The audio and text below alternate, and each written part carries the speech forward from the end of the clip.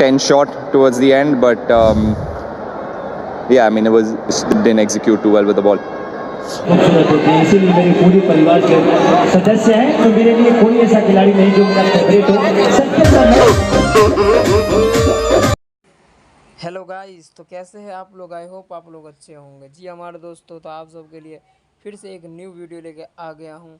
खेले super gents Lucknow, जो खेसारी लाल यादव गाना गाया है सारेगामा हमसे, और उसी रोज़ लखनऊ का मैच भी था। जी हमारे दोस्तों, तो यहाँ पे सब और खेसारी लाल यादव उस रोज़ वहाँ पे लखनऊ के सपोर्ट्स में वहाँ उतरे थे, बल्कि वहाँ पे पहुँचे भी थे। आप सब देख सकते हैं अपने फ़ोन के स्क्रीन पर, भाई लोग स्टेडियम में पहुँचा था खेसारी लाल यादव।